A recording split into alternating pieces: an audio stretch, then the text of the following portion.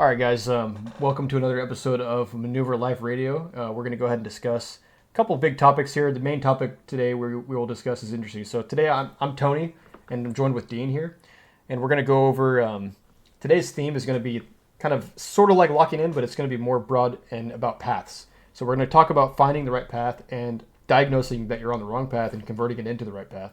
And we're going to go into pretty good detail about that and tying that into fake problems. That'll be a big theme of how today's discussion will go. And then we're going to hit a Q&A. So we did hit Q&A. We got 3 questions today, and they were pretty interesting. So the first one we went over was a gentleman that was 25 male. He said, "Does the sadness ever go away?" And Dean had some pretty good insights on that one. So if you stick around for that, it's going to be really interesting. I'm excited for you guys to hear that. The next question we went over was a gentleman who was discussing prioritizing his girlfriend or prioritizing his job. And so it's kind of an interesting, there's a little bit of a little plot twist on that one, which is interesting about after we read the comments, we kind of figured out some more information about that, which kind of changed both of our perspectives. So it's going to be interesting, and that one's great. And then we kind of wrapped it up with how do you split finances with your significant other? It's more of a general, it wasn't an isolated incident, but it was a question on Reddit. So it's more of a general kind of ideology and pragmatic solution to kind of this age-old question of prioritizing, of splitting finances. So we're going to get into all those topics today, and we're really excited to be joined by you guys, and thank you guys for clicking on the video, and we'll see you in the we'll see you later on. All right, so kind of what you were talking about last night, and I think it's a good point, and we should get into this is how do you know you're on the right path, or like how do you more specifically how do you know you're on the wrong path? And I think that's something that we could really get into. So I'll let you kick it off because you had some good insights on that last night. So we'll jump into it. Yeah, so just thinking of like topics, and I think this is a good one because, well, what does that even mean, right? The right path, supposedly as a man, right? Like I mean, I guess you could just name some things. You're making money, you're in shape, you're taking care of your household, you're taking care of the people close to you. But that's not always the end all be all, right? Like you could be doing all that stuff. I think we even have a question later about this. We're going to probably talk about. You could be doing all that stuff and still feel like the world is stacked against you, you know? Right. And like if you're doing all that stuff and you feel the world is stacked against you, then how do you know? Like what is it that's going to show you that you're either doing the right thing or the wrong thing, right? And perhaps more importantly, as you said, the wrong thing, because Right. like I said, the right thing is not always clear.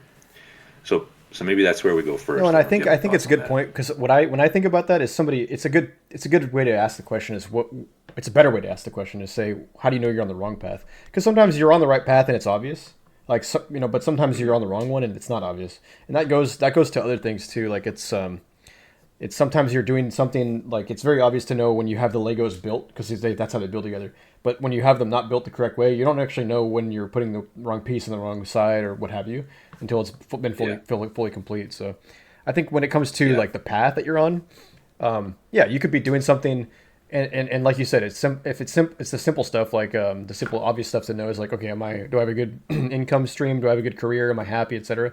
That's obvious stuff, but like really, it's more of the micro stuff that we're looking at. Like, am I showing the correct amount of affection to my partner or like my wife or whatever, or am I giving back to the community in a good way, or am I actually happy with what I've got going on in the gym maybe, and I yeah, think it's a yeah. lot of things can really turn sour when you don't even know the foundation of what you think is good or bad. So I know, for example, if you're doing something that maybe in a former life you thought was morally acceptable or what have you, but nowadays maybe not so much from either a game theory perspective or a moral perspective, it's really obvious, right? When you figure something out, like let's say is there something that you know maybe nowadays will not touch, but back in your early 20s you thought that's totally fine. Oh yeah, there's a lot of stuff like that. Weed, Right. video games, casual sex with women. Of course, with women, not with men. That's definitely wrong. I'm gonna have to edit that out. Um, but yeah, I mean, there's a million things I could mention absolutely. And at the time, I would not have thought of those as as being wrong, right? Because let's say I am making money. Let's say I am happy in my relationship and whatever, and I come home at night and I smoke some weed and I play video games, right? Is that really wrong? right? Like, how can you sit there and say that that's wrong when you have everything in order and this is like, oh, this is just a thing that takes the edge off, right? It just makes life a little easier. Right. So what is the question would be, what is wrong about that? If there's anything wrong about it, and how can you really Yeah. find that out? How can you investigate that question? Well, you can attack that from So multiple angles, right? So you could say, what is wrong with the act itself, or what is wrong about the path that I'm on when I am doing that act, right? So it's like, okay, the act yes, itself in isolation, could it be arguably, yeah, that there may be nothing wrong with it in isolation, maybe, but the path, like you asked initially, am I going to be on the wrong path because of this? Yeah, and arguably, yes, you are going to be because there's certain things downstream that are affected by this thing. You know, maybe you don't see it initially, but obviously you know now. You know, maybe let's use the weed example. Let's say you're casually smoking some weed or whatever because you just did everything you needed to do. That you went to the gym, you finished your your day shift and everything. Like whatever, you hung out with your girlfriend, everything was good, and then I'll casually smoke some weed tonight because yeah, like you said, totally fine. But that's going to also maybe enable you to cheat on your diet because hey, I've got the munchies, what have you, and I'm ready to kind of eat the hot Cheetos, and then that will enable you to maybe DoorDash, which in yeah, isolation not wrong, but all these things compound and they start to become the wrong path. So right.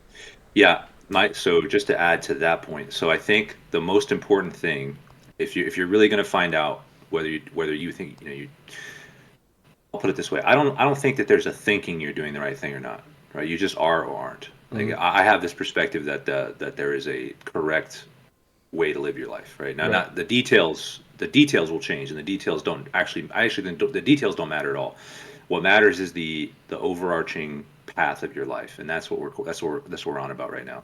So, the most important thing you can do as a man in any situation is hold yourself to this level of brutal honesty, right? Like I'm gonna investigate every aspect of my life. I'm gonna ask myself every question, even the things that I like. Like if I enjoy coming home smoking weed, and I hate if anybody sitting there comes around telling me I shouldn't be doing that, I'm gonna get mad because it's like I'm doing everything I'm supposed to do. Why can't I just have right, this moment to myself, right? right, And so like you're immediately resistant to that, and other people can't bring that to you for exactly that reason. So it's only you. Only you are really going to be able to undo things that are harmful to you that you don't see. So if you're hold yourself to that brutal honesty, then you ask yourself, well, I'm coming home and smoking weed. Am I doing that every day? You probably are. Let's be honest. You're yeah, probably doing that every day. Like I know weed is addictive, right? And if somehow you're doing it once a week, maybe this is a different conversation. But I'm going to be honest with you. I know you're probably not just doing it once a week, right? So the question is, why do you even feel the need to do that? Like, ask yourself this: why do I feel the need to come home every night, smoke weed, and play video games just to take the edge off? Well, what is right, the edge? right, What exactly. is that edge that you're cutting yourself on? Is it something real, or is it not real? Like, is it something that you feel? Is it just the stress of life? Because that never goes away. If you're just gonna constantly be covering up for the stress of life, you're not really meeting the challenge. Actually, this is a good thought I had last night too. It's like cheating on a test, right? You can ask yourself all these questions about all these little moral decisions that you make through your life, and some things are so small that you just can't see. Like, well, it's not harmful. It's not actually a problem, right? I'm just doing what I'm doing, and yeah, once in a while I cheat on my test. Once in a while I don't do the reading. I just let ChatGPT write my essay for me.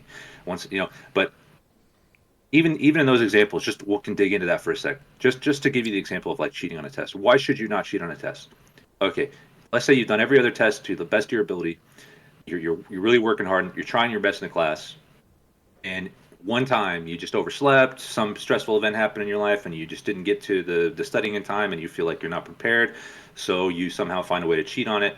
You get through it, and blah blah blah. You never. I'm like, I'm never going to cheat again. And let's say you don't even. Let's say you just did it the one time. What's really wrong about that? Well, if you really want to investigate this, if you want to be honest with yourself, you could think of a million things. Number one, how about the fact that like you're chasing a degree in this field and you've just contributed to the cheapening of your own like Value, credential that you're yeah, going to get at the end, right? Right. So if everybody is doing what you're doing, right, and you've already excused it, so you can't even get mad if somebody else is doing it. If somebody else is cheating, you can't even be like, well, you shouldn't do that because you've already done it. So you've already lowered the bar there, and now everybody else in your field who's cheating on the test is contributing to the reduction of the quality of the people who are coming out of your program, which directly affects you in the long term, right? That's going to make your value lower in the long term. Number two, you could go to the angle of I'm not getting everything I could be out of this test, right? Like I'm not really learning what I should be learning. And if I actually think that this is valuable to me, then I've just wasted that opportunity to learn and to grow. And the third thing is, I would say, you're supposed to fail sometimes. Like life is set up so that you have to fail sometimes. And if you screw up, if something stressful happens in your life and you didn't manage that well enough, you need to fail because the failure is what's going to spur your growth. And if you're not giving yourself those opportunities to run into the wall and fall on your ass, then you're cheapening as a spiritual person, your soul is being cheated by by doing that, right? Because you need that type of failure. Well, I do want to touch back on the cheating. Let's triple click on it because you double clicked on the cheating example. Let's triple click on that. So if somebody cheats on an exam, do you actually blame the individual or do you blame the person who's proctoring the exam to allow that level of cheating to go take place? Well, yeah, I would blame both in that situation. I think they both deserve some blame. Where I'm getting at is this. I want to think like, okay, cheating on an exam is bad, right? I'm going to play devil's advocate and say, no, it's actually a preferred thing to do. And you can kind of rebuttal this, and I'm excited to hear your rebuttal. But if in my view, the devil's advocate view, if you're given an exam, part of the exam entails how can I get away with cheating on it, and if it's for something as simple as a credential, let's say you're doing a program, 4-year program, a bachelor's degree, and you need to get a credentials, in architectural engineering or whatever. If you're able to cheat on the exam, that is just finding a way to get the best grade on the exam. Really, in my mind, that's part of the whole package. So yeah, you said it cheapens the worth of the credential itself, but the credential itself already is inflated and it's already not worth its own value. So if you're just the only person that's abstaining from trying to get the best score in the exam, everyone else is going to be outpacing you, and then you're going to be left behind, and you'll never become not never, but at this type you see the slippery slope fallacy. I'm entertaining, but you're going to eventually have to keep up with everybody, and at that point, cheating is in some levels, cheating is the only way to go about that. And that's why I wouldn't even consider it cheating if you think about it in some ways. Yeah. So my response to that would be you're correct that the overall value of the credential is already diminished simply because, well, there's a number of reasons, but that's probably one of them, right? Well, you're not helping. Right? You're not helping. In fact, you're making that situation worse, right? Right. So the idea is that society can't function by just making a bunch of rules to make you be a better person, right? Like let's say we somehow found a way to proctor the test that guarantees nobody would ever cheat. Well, that would be awesome. That'd be perfect. That's really what we should hope for, right?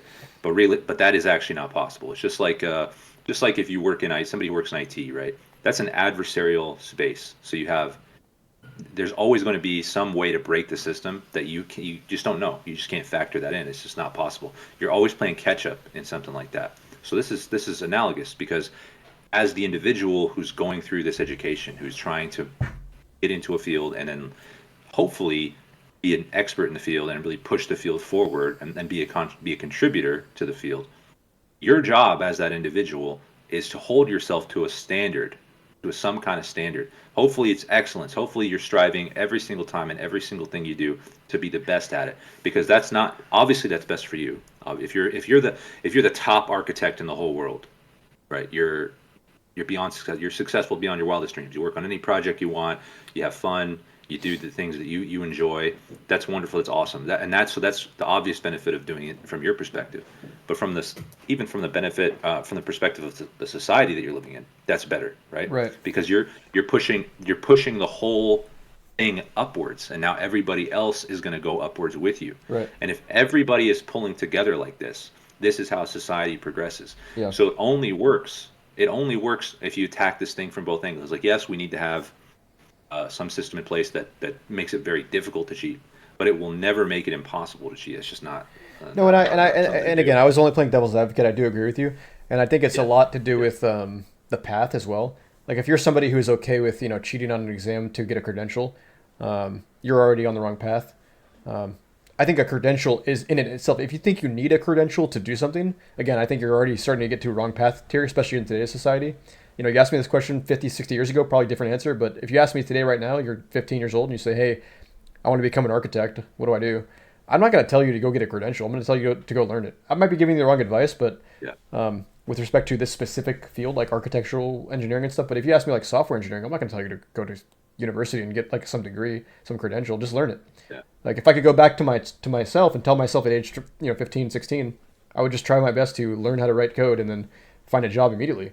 And then you don't need to. Yeah. I mean, Yeah. there's benefits of going to school and learning and stuff and what have you, but this isn't something like that. I don't think the modern society is really helping that case. So Yeah. the Yeah. I credential agree. itself Yeah. is already on the wrong path in some ways. But hey, that's a different kind of tangent. But to kind of wrap it back in, Yeah. I do think that if you're in that program already, there are a lot of people that go to university and they have this whole set scheme to like cheat on quizzes and tests and stuff. They'll have like group chats and stuff, and they'll have like these. Sometimes you go to a lab and you have to kind of you bring like a clicker, and then you have to press there's 4 buttons on it. You got to press one, and that's like a way to check your attendance, but also it gives you like a little bit of a grade. And some people just bring a basket of clickers for all their friends and stuff, and they just press the same button on all of them just to kind of say they were there. That's a form of cheating. But Yeah. Yeah. these people at the end of the day, they're not going to be. I think there's certain classes that you're required to take that some people just don't need to. They don't need to learn that stuff to become an architect. Like they don't need to learn anything about comparative politics to become an architect, but they have to take that class, and maybe they get a B in that class, but they get an A in like one of their engineering classes. Somebody else gets an A in that class, but it gets a B in the other architectural class. At the end of the day, on paper, they're equivalent in merit, but they're not, obviously, right? So Yeah.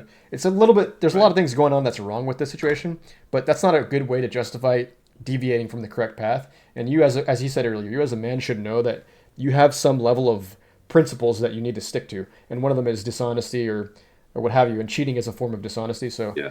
it also cheapens the experience. But that's not the main reason. I think it's the dishonest reason.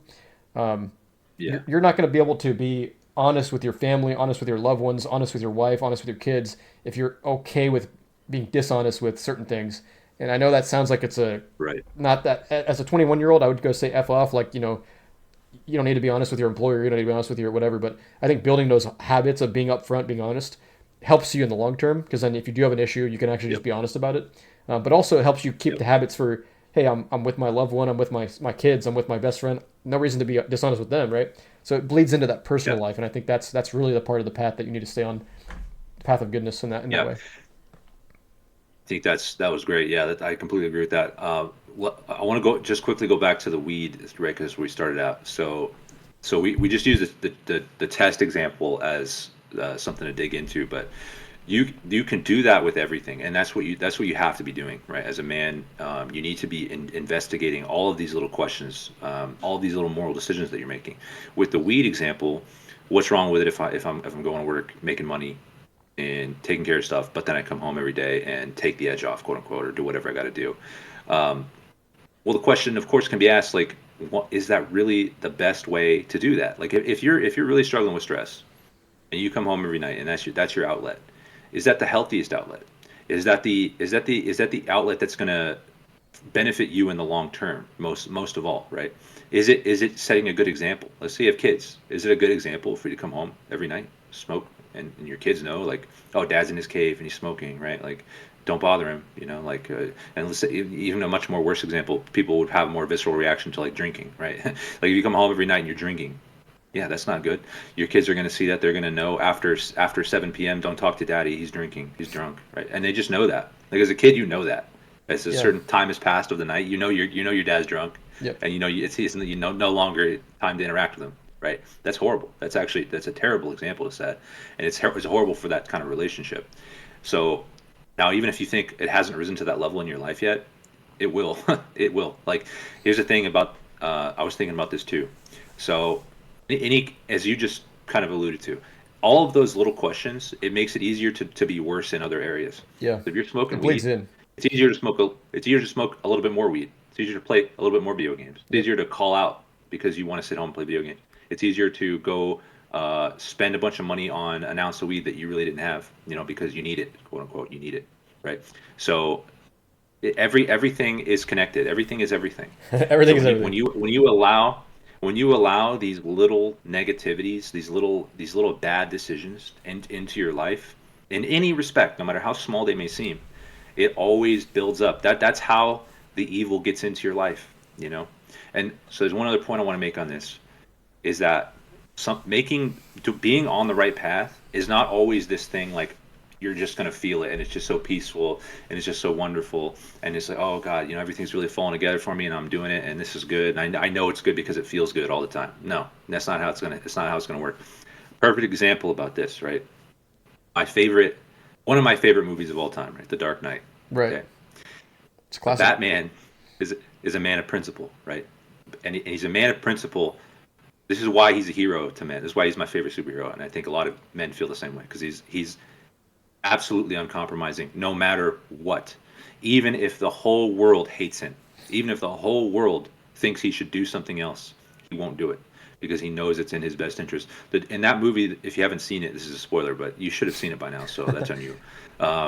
The Joker wants Batman to kill him because the Joker's entire motivation is just to cause chaos and to prove that people are not what they say they are. The Joker is misanthropic, which means he hates people and he doesn't trust anybody and he thinks everybody's a liar, and that's why he's the way he is. And he thinks Batman, most of all, is the worst hypocrite of them all, right? Because he thinks, the Batman has all these stupid moral principles. Like he won't use guns, he won't kill people. I'm going to prove him wrong. I'm going to become such a nuisance to him that he'll have absolutely no choice but to kill me. And I want him to kill me. That's what I want. I want the Batman to break his moral principle. And it comes to the point where the Joker causes so much chaos and he says, I'll stop. All you got to do is kill me. And it's over, right? And I'll stop terrorizing the city. I'll stop doing all this horrible stuff. And doesn't do it. The Batman refuses. He absolutely refuses. And it gets to the point where the city turns on Batman. Everybody in the city hates Batman. He becomes like public enemy number one, even worse than the Joker, because everybody's blaming him. Oh, why don't you just do this one stupid thing and then we'll all stop being bothered? But the Batman says, no, this is not my principle. This is not what I do. He won't even when the benefits seem so outrageous. It's so lopsided to do this one wrong thing and I get so much reward out of it. He still won't bend.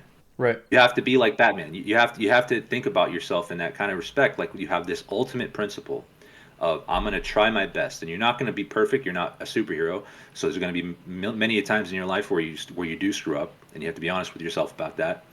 But the idea is that in your head, you are a man of principle. You are a man of resolve, and no matter what happens, no matter how thankless this feels, no matter how stressful it may be at times, no matter how much I feel like I'm not getting everything I want out of this situation, I'm going to stick to what I know is best. I'm just going to keep doing it.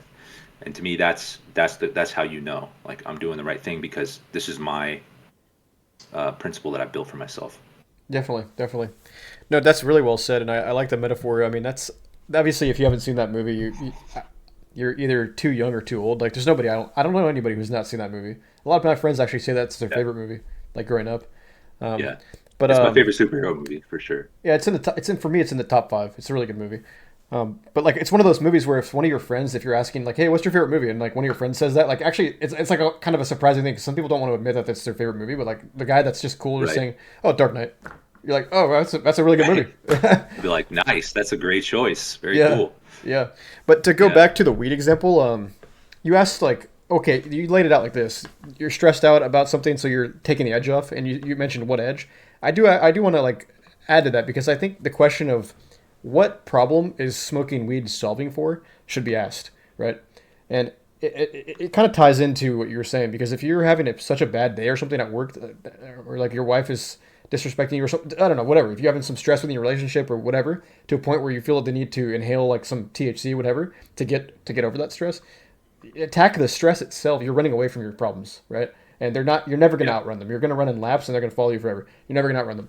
So if you can just tackle that, I know it sounds like, obviously sounds simple, but because it is simple. It's not easy, but it's simple. If you tackle the problems, you won't need to feel the need to take the edge off because there will be no edge, as you said. So it's like, get your shit in order. And, obviously, it's not easy, but do definitely attack your issues and, go granular. We can go granular with it if you want, but more importantly, you said, the path, right? So it's like, it's a deviation from the path. And you mentioned you don't know, the path sometimes doesn't feel good, whatever. Oftentimes you don't actually know you're even on the right path. But when you're on the wrong path, it's semi-obvious. Like it's hard to know what the wrong path is, but it's obvious to know that you're on it. You know what I mean? And that because you have that little guilt of, I really shouldn't have done this, or I really shouldn't be doing this. or I really wish I didn't do this, or I really don't think want to be doing this. All those things, they're not just random feelings you have. They're for a reason. And if you double click on those feelings, you introspect on them, usually you're going to find that they're not conducive to the right path. You're breaking some Yeah. principle to DoorDash yourself some food when you could literally just drive the extra few minutes to go to the grocery store, cook some food, like what have you. Small example in isolation, maybe door dashing is not terrible for you occasionally, but it breaks your wallet over time. It introduces you. You're paying extra to have bad food, like nutritionally speaking, Yeah. and it's a concept that doesn't really need to exist, but you've been sold this idea. Oh, I need this because it's like my Yep. lifestyle is inflated to a point where I actually have to pay somebody to offset the cost of delivering my goy slop to my house, and I can't just use what's Right. in the pantry because I don't even have a pantry because I don't go to the grocery store because et cetera, et cetera. So it's just it all adds up, and Yep. I think the wrong path is something you need to really think about getting off. And again, we're gonna talk about how to identify that. But yeah, I got a question for you. When you're on the wrong path, how do you transition some of it to the right path and some of it to the wrong path? Like how do you only Yeah. transition some of it, if that makes sense? It's a good question. So I think that you're either on it or you're off it, right? Like you may have to make progress towards it. So to address that, like I would say this. Um, the reason I had brought up the example of cheating on the test is because to me it's all that like that interaction that thing that makes you cheat on the test is the same thing is exactly the same thing that makes you smoke weed at the end of the day, right? What you're doing is you're covering up for something. Like something is there and you feel it there and you know it's there, but you're not heeding that. Like the universe, in my view, God is always screaming at you. Always. The universe is always telling you exactly what you need to know. The question is, are you paying attention to it?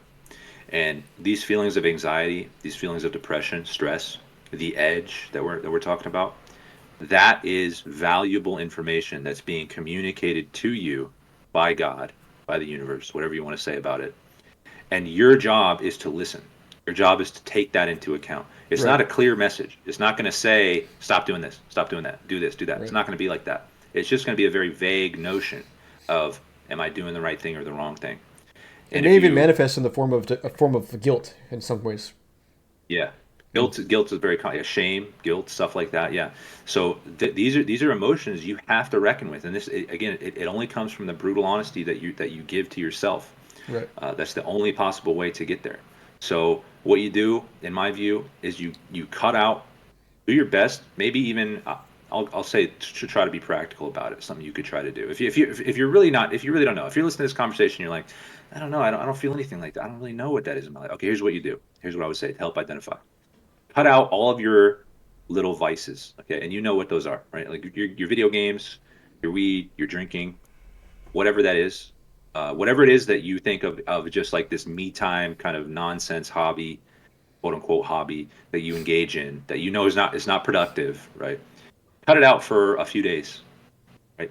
And then find out what in your life is just like you're absolutely dreading. What is it in your life that you just do not want to do? You just don't have the feeling like I want to go do this, but you know you should, right? And then you can attack those one by one because in my view, I also think that your priorities are already in your head. Your Yeah. priorities are already there. You're just trying to find out what they are. So you're going to know right away. Like if you cut out fast food, Right. you're gonna be craving fast food so much. You're gonna be craving it so badly. The Right? You cut MSG. out weed, you're gonna be craving it so bad. Yeah, exactly. And then you can sort of prioritize based on that. It's gonna be the first thing on your mind. When you wake up in the morning, you're gonna want to open your phone and get on DoorDash. Oh well, I guess I have a real problem with DoorDash. I have a real problem with this because this is something that's really sticking to me. So that needs maybe that's your first priority. Yeah, maybe you cut out weed and you're like just absolutely a ball of anxiety.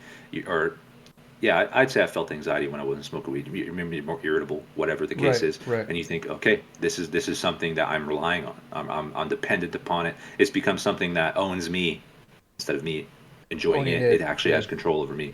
You know, so I would say that might be a good way to try to prioritize stuff. And then and I understand it can be overwhelming to do everything all at once, but I'll say maybe a little angel's advocate right now. Do it all at once. You know what I mean? Like just try and do it all at once. Like you, again, I think that once you've, if you're really not sure, you may have to do this investigation. But I think that everybody listening knows what's going on in their life. What are the things that I need to do? Yeah. Just try it. Just give yourself a few days and just say, I'm gonna be perfect. Eat at one day. Give yourself one day Yeah. and say, I'm gonna be perfect today. I'm gonna do everything I know I'm supposed to do. I'm gonna get my work done early. I'm gonna hit the gym, and I'm gonna cook a healthy meal. Right? And I'm gonna spend time with my loved ones. And I'm not gonna smoke weed. I'm not gonna play video. I'm just gonna do one day, just doing everything that I'm supposed to do. And I think what you're gonna find out is not only is it not harder, it's actually much easier. It's Right. actually much easier And that's kind of because ties in perfectly. that Yeah. that is the path. That is the path is simple, as you said. It's not easy, but it is simple because everything is lined up. You go, A, I need to take care of A, B, C, and D, and I've done that, and okay, I'm done. I did it, right? Set up a to-do list. That's a big thing. Set up a to-do list, and while you're doing that, again, you will see the priorities. You will just know what the priorities are. You're not really gonna have to think about that art. You'll know I need to get this done by this time, and do that. And like I said, give yourself one day and stretch it into 2 days, stretch it into a week, and eventually you're just going to get to this point where like I don't want to do those other things anymore because I have all this A, B, C, and D to take care of. And you're going to find out that the reward is much more it's much more sustainable, and it's much Yeah. more long lasting. No, and the thing about the path is it's I think this is the best part and the beauty of the good path, the right path, is that when you're in the wrong path, you're door dashing, you're not exercising, you're gaining weight, what have you, you're indulging in some, something that you shouldn't be doing by yourself when nobody's there with your clothes off, etc. And then Yeah. let's say you're dipping into the THC, whatever, you're dipping into all that stuff. It's a beautiful thing, and you call it God, call it the universe, whatever. It's a beautiful thing that we're graced with, that as soon as you clean up one of those things, it starts to domino effect and compound the rest. So once you get the ball rolling with no momentum is the hardest part. So just cutting out one of those things, as he said, is going to be the first step, the hardest step. But once you do that, the other five are going to be a lot easier to. In fact, I guarantee the sixth thing you cut out will do it automatic. That'll be an autopilot cutout. So it's like Yep. you got the path to good, the right path. The near end of it is the easiest part. So just get that ball rolling, Yeah. and you're not gonna look back. And as he was pointing out, the momentum is really the key. So let's say you're dieting and you're saying I want to lose 8 pounds by December of 2026, whatever. December of 2025, make it 10 pounds. Yeah, Yeah. it doesn't just you can't just diet. You have to do other things to make that happen, but all of those things are connected, and all those things are going to make you want to stick to all of those things because everything is everything. So if part of the equation Yep. is, hey, I need to lower my caloric intake, and the other part is, hey, I need to increase the amount of energy I expend, so maybe I'll do some cardio. If you do your morning cardio, your prescribed 30 minutes that from Sam Sulek or what have you, if you do, as soon as you lock that in the morning, you're likely not going to cheat on your diet because you've done that 30 minutes. You're thinking, hey, this burger now doesn't look as appealing because I'm in physical pain from the 30 minutes of cardio. So I'm like, I don't want to do that. I'm just going to link over to what I was planning on doing and cooking. So now you've got two things. You've done the cardio, you've cooked breakfast, whatever. Now you've got the third thing is, yeah, now I've got more energy because I did all that stuff, so I can kind of get more productive at work maybe. And everything starts to kind Yep. of lock in at the same time.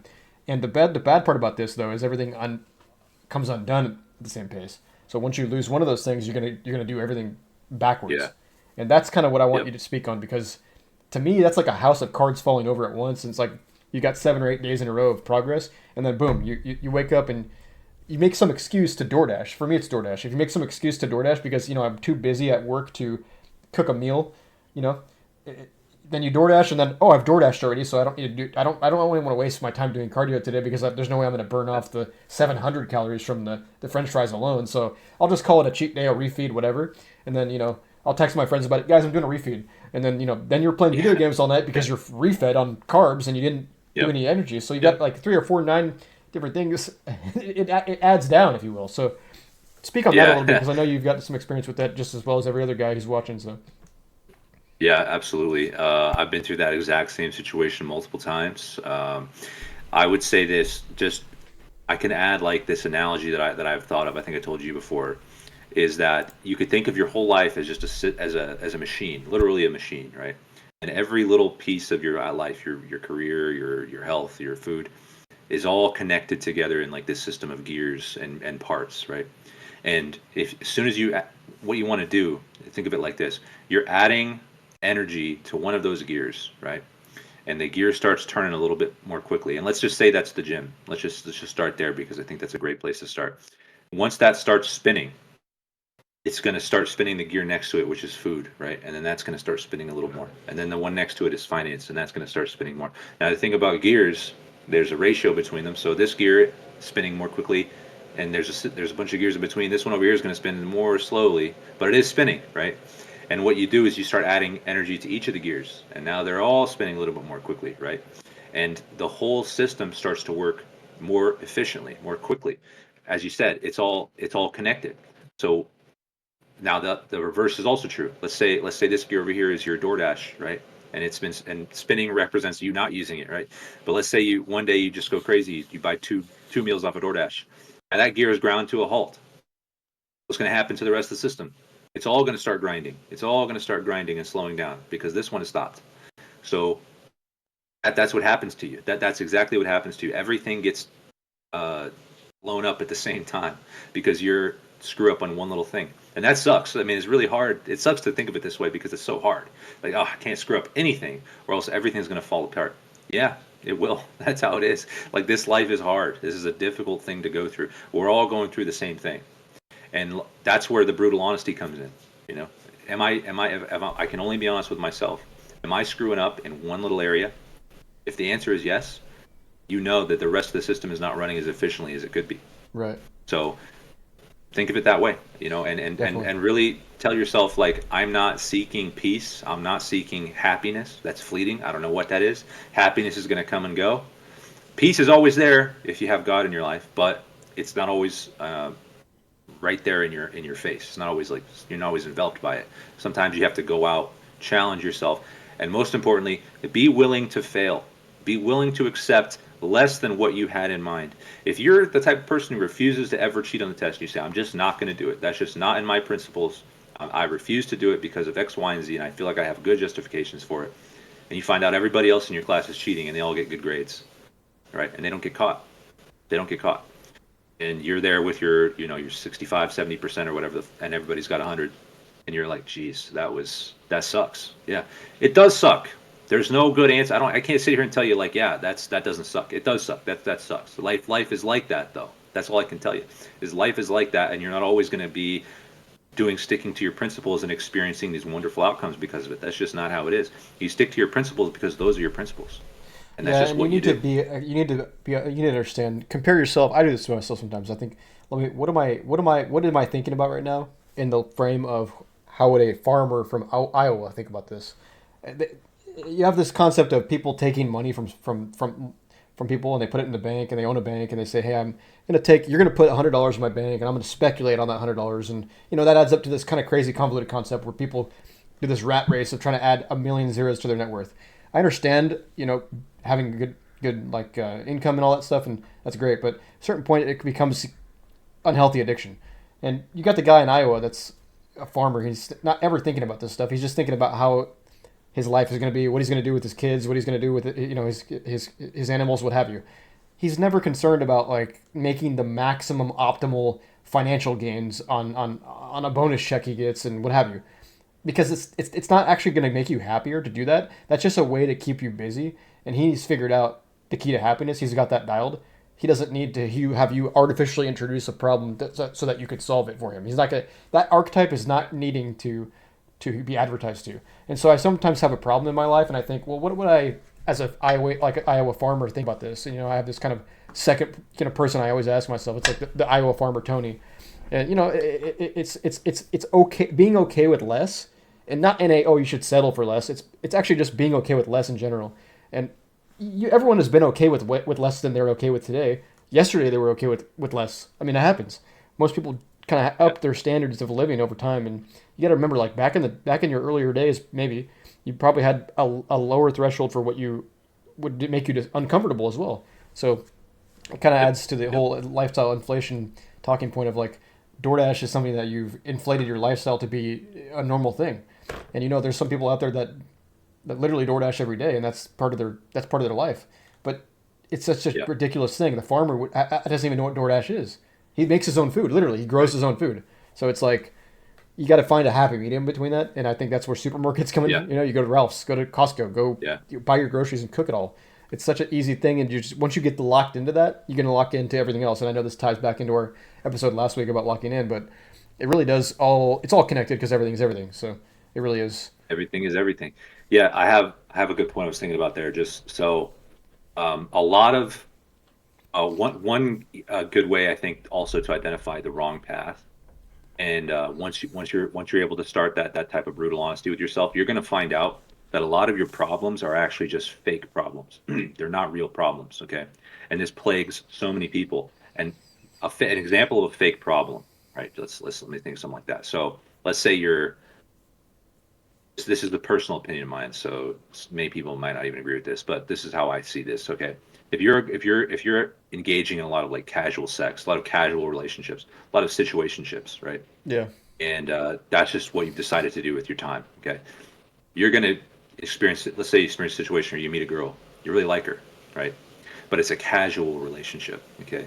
And you find out that while you guys are dating casually and you're not committed to each other and you're not anything with each other, you're just friends with benefits, whatever that means, right? And you find out that she's seeing some other guy. And let's say she really likes this guy. And let's say she gives you a call one day and says, "Hey, I think I'm gonna try it with this guy. I'm gonna go date this guy permanently, and you and I have to cut off, right?" And you're like, "Oh, I really like that girl. I really liked her. Like I would have dated her, you know." And hell, maybe even brought it up to her. Maybe even brought it up to her and said, "I would like to date you," you know. And she said no because she just wants to keep things casual. And you were like, "Okay, we'll just keep it casual. I'd rather have you in my life than not have you in my life. So we'll just keep doing that, right?" Right. And then she does that to you, and that absolutely breaks your heart because you're like, damn, I expressed interest in dating her, and I would have dated her. I really liked her a lot, but she didn't want it. And now look at you. Now look at you. Now you're gonna feel horrible. You're gonna feel lower than low. You're gonna feel so pathetic, so used, and just awful. Why did that situation arise? Because you were willing to accept less than what your principles demanded. You allowed of you, it. right? You allowed that in. So now it's a problem you have to deal with, but it's not even a real problem because you should have never been there to begin with. If you're the type of person who wants, and I think we all are, if I'm honest with you, we all want a permanent, stable relationship with one person, right? But we have all these little things that tear us in different directions, and so we feel like we have to engage in the casual dating marketplace, these situationships that everybody's doing. We feel like we have to because that's what everybody's doing. So you allowed yourself in there into this fake place. And now there's problems in this fake place. There's fake problems in the fake place, but you put yourself there. Yes. Right. This kind of things happen. It's you end up building a house of cards, right? The example you just gave with your finances, like if you simplified it, if you just said, I am a guy who goes and I build cabinets, all right, and I build cabinets and I sell them. End of story. That's it. I buy the wood from my supplier, I build nice cabinets, I install them for my customers, and I get a paycheck. Period. End of story. And you have a nice little life. You're happy with that. And then somebody comes in one day, hey, you got a little bit of money in your savings account. I could help you invest that. I could help you turn that into more money, you know? And then you give him a bunch of money and he loses it. And then what? It's like, why? Why did I do that? Yeah. I just created a fake problem for myself. I didn't need to do that. So ask yourself, the problems that I'm facing, are they real? Do I have to be involved in this? Is this something I need to be doing? And if the answer is no, then stop doing it. Simplify things. Simplify your life. Simplify your standard of living. Simplify your career. Simplify what you're willing to accept. And by simplify, it doesn't mean make things like lower your standards. Right. It means really, what do I need, right? No, and that's a very good point. That makes The it fake, so much simpler. yeah, the fake problem aspect of it is really like, what would the Iowa farmer think? It's the same thing, and I think a lot of people. It's a very good point when you say like exactly like the way you laid it out. Very very well laid out, by the way. That example. A lot of people. And I almost think of like the Squid Game. Like, I'm supposed to be doing this situationship dating. Everyone's doing this situationship dating. I'm supposed to watch Squid Games. I'm supposed to listen to Taylor Swift. Like, whatever. Yeah. There's a reason why all that stuff is rotting your brain. I mean, because you're supposed to. I'm supposed to wear the mask inside of Ralph's. No, dude. Listen, if you have somebody that tells you that exact story, like, hey man, I allowed this woman to have sex with other men, and it came back to bite me in the ass. You know, is that really a big shocker? Is that a shocker? Yeah. What the hell are you doing? It shouldn't be. It shouldn't be. Right. No. Exactly. No. So that's a key example of not letting the society dictate who you are. Yes. Be you. Be true to yourself. Yeah, just be yourself, and to an extent. and we'll work on that later, a different topic, because Right. there's some people that they actually need Yeah. to change a little bit. But Yeah. the Yeah. Iowa farmer is not thinking about, okay, if I text this woman back 8 minutes after she texts me back, it's a perfect window because it's 7 minutes, she's going to think I'm Right. desperate, and 9 minutes she's going to think, well, he doesn't love me, or maybe I want her to think I don't know. Actually, let me ask. No, the Iowa farmer is just going to do what he does. He's going to do what his instinct tells him to do, and probably that's right most of the time. So you don't need to over gamify the dating market. Like, don't be involved. Just withdraw consent from that whole thing. Just you'll find women out Yeah. there that are like-minded like you. They exist. There's billions of people on the planet. There's a lot of women that are just not dialed into that whole dating world. Maybe you think that's all women, but there are a lot of women that don't even use those apps. So if you just go in Yeah. public and do one of your normal hobbies that you're doing, and again we're gonna do an entire episode on how to meet women in public and stuff, but this is just a little bit of a foreshadow on that. If you go into the gym and you see a woman there, talk to her. I mean that's the spoilers, obviously. Just fucking talk to her. And excuse my French there, Yeah. but they're not gonna. Nothing bad will happen. Only good things can happen from that. And oftentimes Yeah. you get wrapped into the whole situationship thing and you say, I have this problem that I created, as you said, a fake problem. No, it's not a problem. It's a fake problem. That's an issue that only exists in this fake reality that you're digitally spinning out for yourself. So, and we Right. got a lot of these fake problems to address, but some of them are real. And I think we do have a really good questions today that kind of tie into what the path involving the path stuff. So, I don't know if you want to tie a Great. bow on, Great. tie a bow on that topic as we like to say, and then kind of go into these Q&As. We got a good one here for the sadness one. So, what are you thinking? Yeah. So yeah, just to tie it up, starts with brutal honesty. Be willing to be honest with yourself because you can't expect it from anyone else, and look for the answers that make you deeply uncomfortable. I think that's the great uh, principle that you can live by. Is this something that I just hate the idea of? Like even just thinking of this, then it just makes me mad. Like that's so stupid. Why would I ever think that that's true?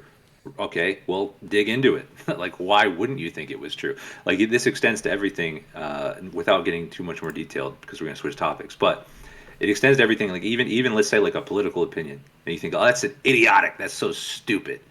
Why? Look into it. Find out. Is it really stupid, or are you just turned off on it from some emotional perspective? Right? Do that with every little thing in your life, and really dig into it. Really think about it. That's where the path is going to become clear to you. That's where all your fake problems are going to manifest. You're going to really see them. Yeah. So No, I think that's my final it's thought on it's that. definitely a good. I mean, it's a good point. If you apply that to everything, I think you'll be on the right path. And you'll know it. You'll know it. But if you don't, again, just shoot us an email or whatever, and we can talk about specifics. But yeah, you'll know it. Yeah. But let's jump into some of these Q&As because I do have a good question here that ties in. That's sort of related to this a lot because this gentleman here doesn't seem like he knows if he's on the right path or not. So let's jump into it. I got this from Ask Men Over 30 on Reddit, and the thumbnail is 25 male. Does the sadness ever go away? So this guy is, I'll read a little bit of what he's saying. He says, I did just about everything a man is supposed to do. I have the best education possible that money can't buy. I make more money than I need to or deserve to. I have a great job and a career that provides me with satisfaction and travel opportunities. So he's talking about his career and stuff and everything. I have spent a month traveling across the United States. I hiked, kayaked, cycled, swam, and snorkeled. I went on the sea, beach, lake, and sailed the ocean. I saw and did things no one in my family has dreamt of doing. I have a loving mother and father and siblings that I love. No matter what, every single night I'm overcome with a crippling sadness and I cannot overcome, followed by unpleasant thoughts. He has got a grammatical error. Basically, he's saying he's overcome with crippling sadness at night. And he's got unpleasant thoughts that are intruding. He can't get rid of them. I keep telling myself, you can only do it after your parents are gone. I don't get it. Every night without fail, generally what's wrong, I don't get it. He goes on to kind of say he's seeing a therapist. I went to see a therapist recently. It brought me great shame, but I told myself I can't live like this anymore. It's a bunch of BS. Sit there and talk about a load of bullocks. I guess this guy might be European. That leads nowhere. She messaged me to say she can't help me. I did 8 sessions around 20 hours. Has anyone else overcome anything like this? Is there a peace for someone like me? Will I ever be normal again? Is it over for me? During the day, I keep incredibly busy to a point where I can't think. At night, it hits. Getting to a point I can't sleep. Sleeping pills don't work, and I don't even want to come home anymore because of this. I just don't know anymore. So that's a pretty long post, but it's very emotionally fiery. And I think it for me when I read it, I was thinking, Yeah. there's not. I'm really curious to hear what you have to say about this because there's not an immediate something is causing all this. There are some things that I want to get into, but I don't see an immediate like, hey, it's 1 plus 1 is what? Oh, it's two. I don't see an immediate Yeah. that. So I'm kind of curious, what did you think about when you read this, and kind of what do you overall feel about this guy? So yeah, that's perfectly related to the conversation we were just having, I think, because he starts off by naming all these things he's done. Oh, I have this great career and it gives me all these opportunities to travel, and I've done all these interesting things when I went and traveled, and still I come home and I just don't feel fulfilled. Of course you don't, because those are not real. Again, that's a fake reality. That's a fake reality. You're not a person who lives near the ocean and lives on the ocean and does all those ocean things, right? That's not. If you were, you just live by the ocean and do that all the time. If that was something that like actually brought you fulfillment, you'd be there doing that all the time, right? So it's just like saying I went to Disneyland and came home and I didn't feel fulfilled. Okay, that's exactly what you just said to me. Like you went and saw a Marvel movie and you came home and you didn't feel fulfilled. That's exactly the same thing. You created these and frankly, in terms of traveling, I don't understand. I don't understand the appeal of that. I never really have. I mean, it can be fun to go to a new place, stay in a hotel, and it's like a kind of little neat little experience. But these people who are like, "Oh, I just love to travel," I'm like, I don't. It's weird. That's fake. That's fake. I don't know what you're talking about. Like, who loves that? That's stressful. Costs a lot of money, and you don't get anything. It's not really a benefit to you. Like, you just take some pictures and then you go home. Like, how? It's not fulfilling. Of course, it's not fulfilling. That's not something that is supposed to fulfill you. It's supposed to be a little break from your regular life, and then you come home, and that is supposed to fulfill you, your regular life, right? Right. So that's my first thing that I'm biting onto is the fact that he thinks, and I can tell he thinks this. He thinks that that's supposed to make him happy. That his little vacation that he took and his surfing that he did, that was supposed to make him happy in his mind, right? Which is, so you right away I can see that he's got this weird warped perspective where his real life sucks, and then he's supposed to fill up his fake life with things that are going to make him happy. So that's the universe screaming at. That's God screaming at him. He's got this hole somewhere in his heart that is not fulfilled. And if he keeps looking out for these external fake solutions, he's never going to feel fulfilled. So my advice to this guy would be get serious. Hit yourself with that brutal honesty. Do you hate your job? Maybe he hates his job. Maybe he makes a lot of money, but he hates it. Like, Right. or it's stressful in some way. Maybe I don't. He didn't mention any kind of relationship, so he's probably single. Are you really depressed because you're single? Like, are you feeling lonely? You don't have enough friends. Like, you don't feel like you have meaningful connections in your life. You have a loving mother and father. Well, that's great, but unfortunately, we take that for granted at a certain point in our life, and that doesn't really fulfill us either. So, what is it that are you giving enough back to your mom and dad? Because that would help. Like, let's say you get a lot you get a lot from your mom and dad, but you take it for granted because you're their child and you're supposed to. Well, one thing that can help that relationship is to think, well, what can I give to her or him? What can I give back to them? And that would give you a sense of purpose in that relationship. Right. So that's just one little example, but basically I would say that this guy he's built up a fake life external from his real life, and he's expecting the fake life to bring him the happiness. So I have to work this in because it's just part of my beliefs, but I think that the hole in his heart is God, right? He needs some sort of spiritual grounding. He needs some sort of faith grounding. That is what points him in the right direction. Because as I was saying just now, or in our previous conversation, you don't always feel peace. You don't always feel the happiness. It's just not always going to be there. So you need something outside of yourself to know that you're on the right path. God will give you that, and it will grant you the internal peace, and it will give you the access to it. It's not that it's always there, that it's always something you can turn to. So again, this is something I would say take very seriously. Like, a lot of people listening to this may hear this conversation and hate the idea. I don't believe in God. It's stupid. Well, why? Why do you think it's stupid? Look into it. Think about it. Think about what's going on in your life. Think about how impossible it feels to achieve the peace that you're seeking. Why is it impossible? It shouldn't be. That doesn't make sense logically. Why is it that you want something that's impossible to get? How is that logically possible? Doesn't make any sense, right? Right. So if you feel like there's something missing in your life, then there is. And the only thing I can tell you, without knowing anything about your personal life, is that you need to take the investigation seriously. Start with the brutal honesty and figure it out on your own. I can't help you do that because I don't know you as well as you know you, and I never will. Right. So you have to do this on your own. But understand that filling your life up with these external stupid crap like traveling, I mean, come on, get serious for one. Like, it almost makes me upset to even hear a man, a 25-year-old man, tell me that he went on a vacation and came home and was sad. Like, what do you?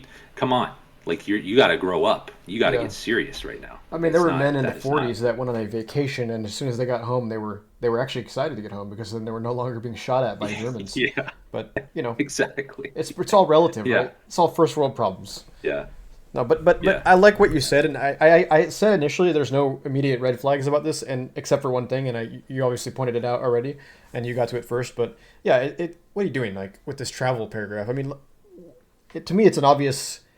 Oh, I'm having an issue. My reality is not good. Let me escape it by traveling. Oh, it didn't solve it. Big shocker. But again, yeah, it's like you yeah. said, traveling is a way. If it's your hobby, that means your normal life is not up to snuff.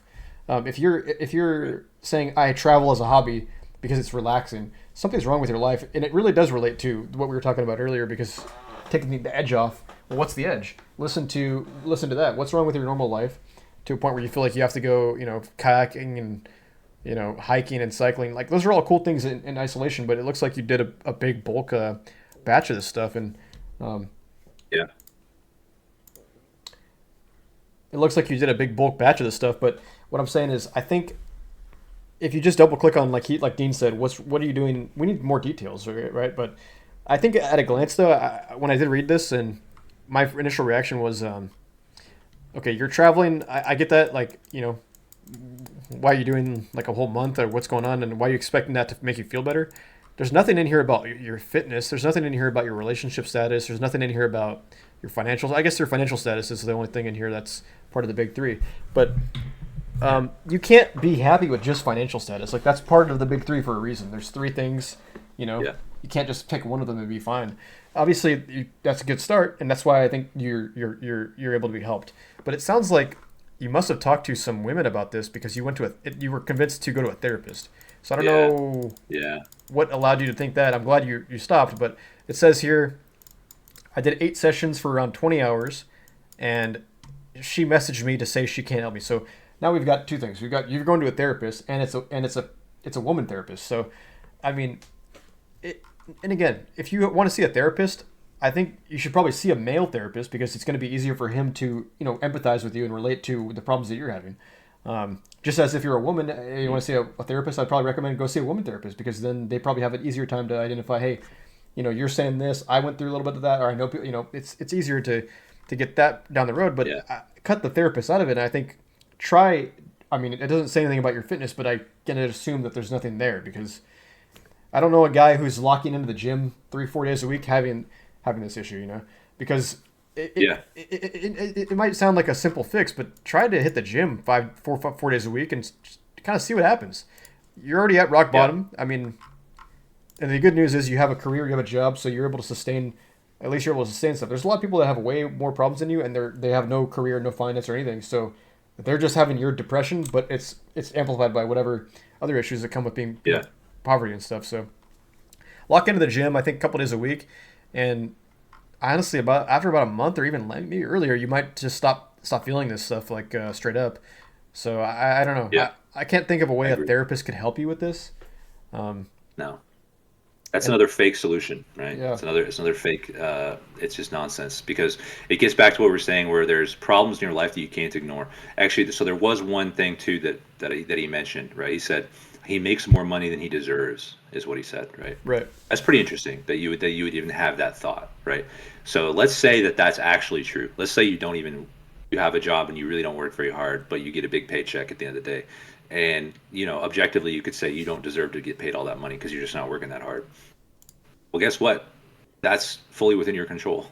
Like if you feel like you don't earn your keep, you could actually just work harder. Right? You could actually just seek more responsibilities from your employer. You could actually just go to your boss and say, "Hey, I got some free time. Is there anything else I can help with? Like, is there any projects you need help with? Anything I can get my hands in?" And you could earn that money. You could do that. And guess what it would do? Not only would it benefit you because your boss would say, "Hey, this guy takes initiative. I like that. This guy gets his stuff done early, and he actually looks for extra work." That's going to benefit you in your career. They're going to push you even higher. You're going to start making even more money. But the other thing it's going to do is benefit your self-esteem because this guy's self-esteem is in the toilet, and his self-esteem is in the toilet because he's not taking his real problems seriously. He's going to therapists. He's going to vacation. What is a therapist going to do for you? I mean, In seriously, good faith, what are they going I to? How are they understand. going to help you? That's the question. How can they help you? Honestly, no, they can't. And like, and I understand that, like, this guy, like you said, he probably spoke to his mom, or he spoke to his sister or some girlfriend, and she's like, yeah, you have a problem in your life, go to therapy. Oh, you're Yeah. sad, go to therapy. Oh, your life isn't 100% perfect all the time, go to therapy. That's the answer that everybody gives, right? No, And the of course therapy it's industrial absolute complex has nonsense. done a great job of advertising to people. Yeah, To it's that's the solution to everything. Instead of introspection right. and hitting the gym and figuring out what the actual issue is, and instead of taking off the Yeah, edge, fixing the edge from being an edge. right. You need to address your problems first and foremost. Personally, personally is the only way you're ever going to overcome anything. Right. You may need help. You may need help once you've identified your solution. You may need help, but nobody can figure it out for you what your solution is. So, yeah, my advice to this guy is take your real life more seriously. Stop with these stupid vacations. Stop with the therapy. Stop with the whatever stupid hobbies you. If you, I can tell this guy goes on vacation as a hobby. He's probably got a collection of like Funko Pops, and he probably reads a lot of comic books, and he probably goes to stupid movies by himself. Stop doing all that crap. Like, get yourself a real mature mindset. Drop the boyish things that you're doing. Like, Right.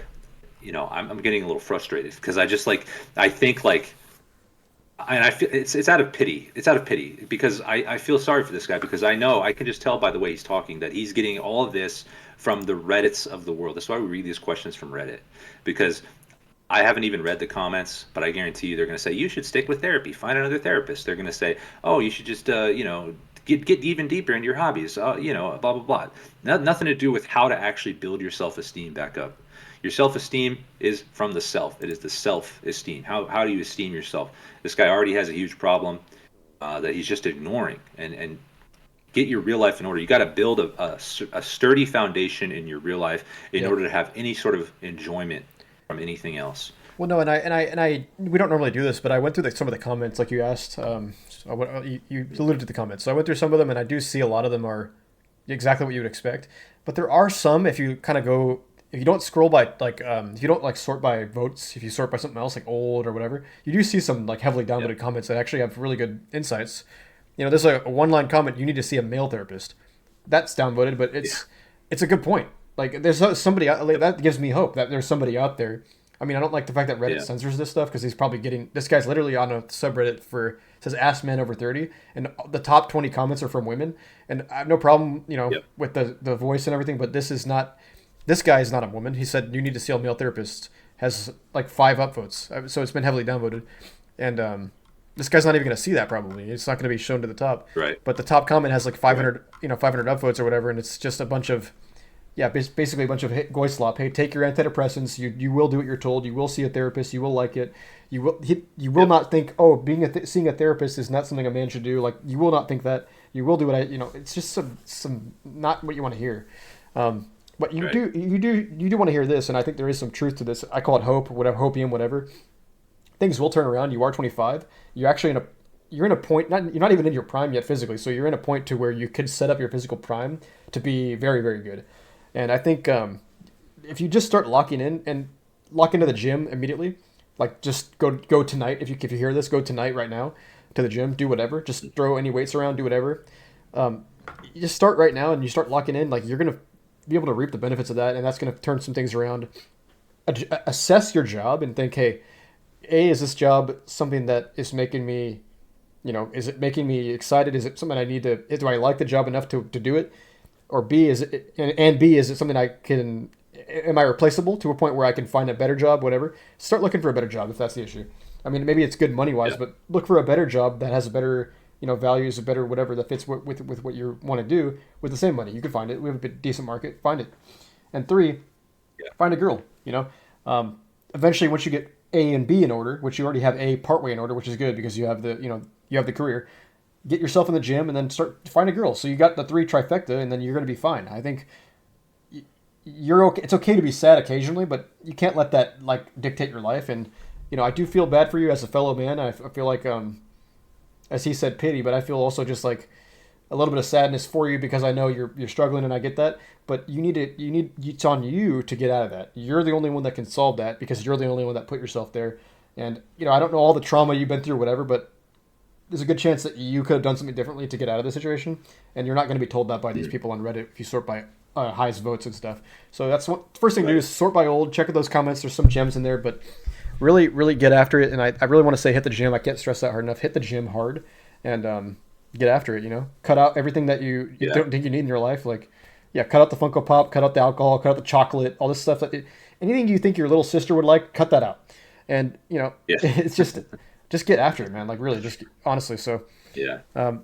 Hope you can get through it, and you will. I think if you want, eventually you'll have enough emotional pain where you will get through it. So it just depends on how much when that life changing moment will be. So. Yep. That's the motivator. Yeah, it's interesting, man. These comments, like, I wish they were just better, But I guess it's content for us. But come on, man. Like, what are we doing? Yeah. Yeah. Well, it just goes to show. I mean, that's why we do this. That's why we try to do this because, the whole society is topsy turvy. Every piece of information you get on how to be a man is wrong. It's all wrong. Every single fucking part of it is wrong.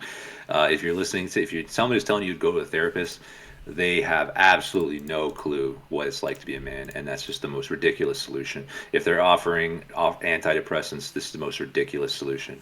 If you had in your mind that taking a vacation was going to fulfill you in your life, you see what I'm saying? You're just so far from the truth. No. You are so far from the truth, and you have a lot of moving to do intellectually. And I hope that you have the plasticity in your worldview to really make a change like that, because everything that you think is wrong, and you're going to have to change. You're going to have to give that all up if you really want to fix this problem. You're going to have to give up every little viewpoint that you have, and I hope you have the strength to do that. I hope you have the plasticity to do that still. Right. That's all I can say.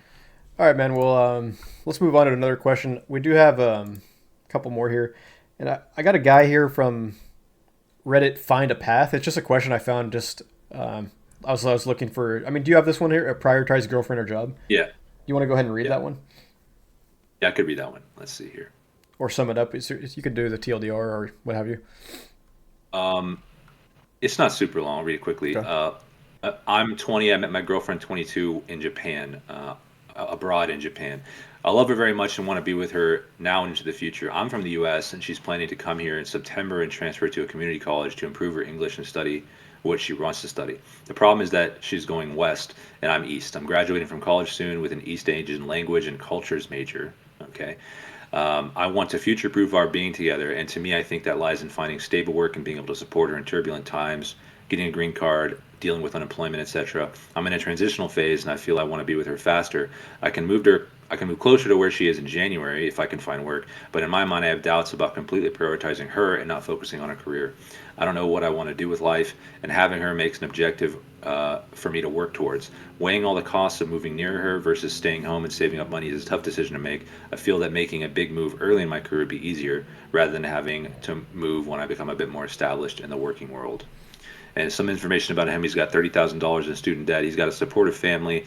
He's got a little bit of work experience, and okay, that's about it. So yeah. Okay, so what do we think about this guy? I'll let you go first there. Yeah. I mean, the first, and I know you're thinking as you sip that coffee or water, whatever that is. I know you're thinking the same thing that I'm thinking of. $30,000 plus for a what is it? A cultures, a language, Japanese language degree or something like that. Yeah. What are we doing? I mean, that's a Tesla. Like that's a Corolla and a half. Like, what are we doing with this? Yeah. I mean, dude, yeah. you could have been washing windows already for 4 years, and you'd be making $100K a year with your own business. What are you doing? Again, no judgment. I hear you, but I just judged the heck out of you. But listen, that's the first thing I thought about. I mean, don't tell me that's not the first thing the first red flag you came with. Oh, it is. But it's an East Asian language and cultures major. Let me tell you this: if the longer the title of the degree, the worse it is. I mean, the less dividends you'll get on that thing. Yeah. I mean, you look at the degree chemistry. That's a good degree. And then you look at the Yeah. East Asian language and cultures Japanese major. Well, what are we doing? Yeah. That's an indicator. Yeah. That doesn't even pass the smell test. Like, what's your degree No, in, Dad? Oh, math. What about you, Mom? I got an Asian underwater basket weaving language and cultures with a mix of Japanese yeah. blend kind of feng shui major. So with a minor in, I don't want to get into it, the minor, actually. It's such a long, it's a sub minor. But Yeah. enough dumping on this guy. I do want to kind of give some insights. But I just thought that was interesting. 30K in debt for the cultures degree. But all right, man. Yeah. Yeah. If you're, that's good. You met your girlfriend in Japan. That's great. It probably has a good relationship and stuff with her and what have you. The problem I'm seeing is that the details of your moving a little bit confuse me. You said your problem is that she's going west and you're going east. Does that mean you're going to Japan and she's going wants to come here, or does that mean she's going west in the United States and you live in the East Coast? I think I'm going to assume it's the second one because I don't think you would have asked the Yeah. question That's what I assumed. because you mentioned Yeah. green card, et cetera. That doesn't exist in Japan, so it's like you're talking about here, I guess. So I think it's a good question to ask. Early in your career, should you get somewhere set up and get stable? I think there's a way you can involve your girlfriend and get the relationship going further, without having to make like a super hard decision on this. It's more of it's the question is, do you want it? And I think there's a lot of hints in this whole page that actually tells me that you do want it. Because earlier I was thinking maybe by the title you maybe you're making this post because you do want an excuse to break up with her, but after reading it with a little more details, it sounds like you do want it. It sounds like you're kind of making an excuse to keep it, and maybe your friends are telling you, hey, it's not worth it, and hey, don't ever prioritize a girl at age 20 or whatever. I mean, you got to ignore that stuff. I mean, listen to your heart. I mean, if you're 20 years old, if you're 40 years old, doesn't matter. If you meet the girl and she's the right one, and you kind of feel like that she is, don't let anybody tell you to stop, making progress on that situation, right? Because it's Yeah. yeah, she's probably got some characteristics that you value. Otherwise, you wouldn't even be thinking about helping her move out here and do all your things together. So, Right. what I will say is, if she loves you a lot and enough to where she is the right one, she will find a way to figure out like whatever it is that you're trying to do. So if you want to if you're going to live in New York or whatever, East Coast, and she's trying to move to the West Coast, just tell her to move to the East Coast, dude. Tell her to move with you. I don't know. That makes any sense to Yeah. if she's already going to move from Japan to here. I mean, why would we? What are we doing? Why are we moving Yeah. halfway across? Just move to where you're living and make her move to where you are. I think it's and that being said, Right. if you find the best job that will set you up for the future, and have her move to wherever that is. That's both of you guys move there Yeah. together. That's a simple answer that I can give. Yeah. So I don't know. What do you got going on with this? I think I agree. I agree with pretty much everything you said there. I would say that it would be really important right now to do that honest investigation here of the relationship. Like, you should definitely be sure of that. Like, whatever decision you make, if this is the right woman for you, and you determine that truthfully and through like some serious, heartfelt, difficult questions to yourself, and with the going into that investigation with an open mind that says maybe she isn't right for you, right? Like, you have to really take that seriously. And let's say you come out of that and you think, yep, she's right for me. I want it. I want to do this. If you can do all that, everything else is irrelevant. Right. That's the most important thing I can say to you. The details do not matter. They at don't all, matter. right? Like they just don't matter. Like, where you live, what job you have, that crap is irrelevant. Totally irrelevant. If this is your wife, think about it that way. If this was your wife, would that be an actual problem, or is it a fake problem? Is this another fake problem? Like, think about that. Like, so the fact that you're asking this question makes me think that there is a little bit of, you're not 100% sure. Maybe you're like 80, 90. Maybe you're pretty close. But I think there's a little bit of you that thinks, is this the right woman for me? Like, or am I the right man for her? Like, maybe maybe you're sensing, and I think this could be definitely true based on the fact that she's not moving to be right next to you. And maybe she's not sure, right? Maybe she hasn't decided that you're right for her, right?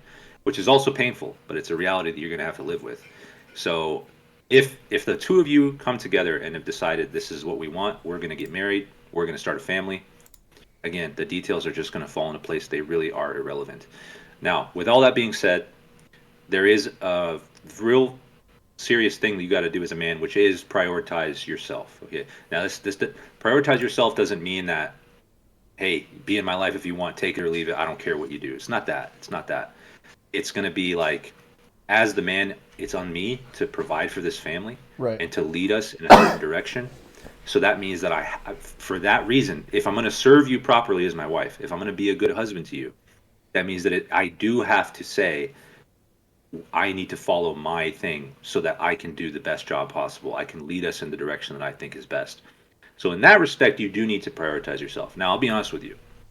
Your degree is nonsense. I don't know what the heck you're going to do with a freaking Japanese language and cultures. I have no idea what job you're even expecting to East get Asian with a degree language. like that. East Asian Yeah, I culture. mean, so like Go ahead. it's like I'm falling asleep just reading the title of the degree. You know, it's like I have no clue The what job credential. you're expecting to get with a degree like that. I Yeah. have no idea. All I can say is your degree is just at this point is just a piece of paper that says you graduated college, which is good. And with that, you may be able to get some. I think you can get any kind of job. I mean, not any kind of job, but there's going to be a wide range of positions you can apply to that are I can pretty much guarantee you are have nothing to do with whatever it is that you studied, right? Because again, I don't even know what the heck kind of job you're going to even think about getting that's related to that. So the reason I bring that up is because I can't imagine a scenario where it really matters where you live. You know, like why do you need to be in a certain what career are you chasing? That's more important than your wife with a degree like that. If you were a chemist, if you're an engineer or something like that, and you had an opportunity to work at some huge firm and start making a bunch of money and do all, then I would understand like I need to live here. I would get that. But with a job with a degree like you have, I can't imagine why it's important to you to live in any particular place. Okay. Right. Now the reverse is also true. She's going to a community college. Why can't she Exactly. come to you? You Exactly. know, like what if she's just going to any? I mean, that's just anywhere. Just go to be near you. So And so I did look at I the said a lot of comments. things there, but I know I like what you yeah, said, and it's echoing what I said, but adding a little bit more too, and I think that's good. I did look at some of the comments, and I did find out that someone did ask the same question that initially I wanted to ask, is like, what's going on with this East-West thing? So it turns out he said that she'll be on the West Coast of the United States, and he lives in Washington D.C. And so basically, he's saying that they discussed her going to a community college near him, but the pricing and support the school had played is a big factor in her decision. He said he's not helping with her finances, so she needed to pick the best option that was best for her. So what he's talking about is a situation where she got some financial aid from a community college or something that she maybe couldn't get in Washington D.C. Okay, this kid's 20 years old. He's 30K in debt. Lives with his parents probably. Um, that's crazy. He's 20 years old and he's already graduated. Uh, so he's 20 years old and he's 30K in debt. Lives with his parents probably in D.C. I mean, this girl's not going to be able to move out and live with his parents, right? I don't think that's going to be good. I mean, maybe it is. I don't know, but I wouldn't recommend it. So why can't she find a community college in D.C.? Yeah, that's my point. I mean, find a community college near you and get that going. But I think there's a bigger issue at hand. Is I think you really need to get dialed on your career in a way that's. I mean, it's hard for me to even say this, but in a way that's profitable for you. I think there's a yeah, bigger issue here is that you have a 30K debt to a career which may not really pay for it. I think like literally I made a yeah, joke about washing windows, but I think you're young enough to get after it in that way. I mean, you could literally yeah. go around and You start. could serve the Japanese community in DC by washing their windows. Yeah, You have a yeah. yeah, They need their windows washed. yeah, You could also like install some yeah, reverse osmosis systems or something like that. You get after it, man. You're young. I yeah, really wish I could tell myself this when I was young. Get after it, you know. Um, but no, I think definitely this is not a situation where you're going to be like think it's more. It sounds like it's more on her. It sounds like she's actually the one that has. If it was up to you, she would just live right next to you. I don't think there's any. I think you're yeah, asking the question because you are worried that she's not going to do what you want, and it sounds like that's the yeah, case. I think you need to really get on board with her and see like if she. You should tell her to move to Washington D.C. and if she's not willing to do that, dude, yeah. she's gonna live in the West Coast somewhere, probably Portland or L.A. or some SF Right. by herself, and you're not gonna be living with her, and then you're dating, like Yeah, yeah, what, yeah, bro? It's the West yeah, Coast. She's 22. She's yeah. That's a good point. Like just that line where he said that she's moving there because it's a better financial decision for her tells me that that's your priority, right? Like the priority is not making your relationship work. The priority to her is making a good financial decision. So she's just told you that her financial decision is more important than your relationship, right? Which, I mean, okay, power to her, but that's where you're at right now. Like if you're okay being second fiddle to her finances right now, and when you're both 20 years old, like young 20, you're supposed to be broke. You're supposed to be poor. It's supposed to be like a challenge to build yourself up, right? Like that's supposed to, and you're supposed to want to do that together because you're in love and because you're gonna build something together as a family, right? If she's not even thinking about doing that with you, then frankly, yeah, this may not be a thing. This just may not be the relationship for you. Like, Yeah. if there was a little more like push and pull, like if because what I'm hearing from that comment is there's no compromise on her part. There's no like I'm willing to work with you. Let's figure it out. I'm not hearing that. What I'm hearing is, hey, I'm going here. If you want to come, okay. But if not, that's just what I'm doing. Right. That's what I'm hearing. Right. Which And is if that's the like, case, just break up with her. I mean, that's simple. yeah, if that's the case, you stretching yourself to make it work will only hurt you. It's only going to hurt you in Yeah. the long term. No, Like I don't mean, don't it's don't go down don't that don't road. don't date somebody long distance, like ever, almost, pretty much ever. Yeah, don't do There's that. some situations, Yeah, edge cases, you've already been together for a while, and that she needs to do something. I can't even think of what it would be rational. Maybe you need to do something. You need to do something for work or something, and you got requires you to yeah, uproot only you, maybe somewhere else, and then whatever. But even that, I mean, that's even iffy. But dude, what are you doing? You're 20. yeah, You're 20 years old, man. Just go. yep, You work says you're working in insurance. Working in insurance, like wash windows at night. Do what you got to do at night. Like, get after it, man. Don't play video games. Just yeah, go make money. I don't know what to tell you, man. Like that's what I want to tell you guys. Go yeah, to the gym, as I told the other guy. But for you, it's different because your career's not in order yet. So at the end of the day, you're working insurance internship, like you're probably doing a 9 to 5 situation. At 5:01, you're going home. You're gonna make your little chicken and rice, and then you're at 6 o'clock. You're outside. You're gonna try to figure out how to make money in unique ways. Go mow people's lawns or something. I don't know, do something, man. Do anything for yeah, any amount of money. Build that up. 5, 10 years from now, you're gonna have a big business of that thing. So whatever it is, pick your thing and lock it in, and figure that thing out. You got months to figure that out while you're doing your 9 to 5 thing. So yeah, I think yeah, you're a perfect space to grow, and then once you're doing that growth, you're gonna have a lot of magnetic kind of waves for other potential 22-year-olds or what have you to join you. So if yeah, she's gonna move to let's yeah, say California or something like that, and you're living in DC, hey, it was great. It's been fun. It's not been great fun, but hey, we're done. So just that's it. You know what yeah, I'm saying? If she wants now, if she wants yeah, to say, "Hey, I love you. I want to make it DC work," make that work for sure. But that's not what I'm hearing. yeah, That's not what Dean's hearing either. So you know, yeah. good luck, and better I luck to agree. the comments. I'm sure the comments are. I'm not even gonna read the comments. So, but Yeah, yeah, screw those. yeah. I don't even want to think about what they. Oh yeah, but I don't want to think about that.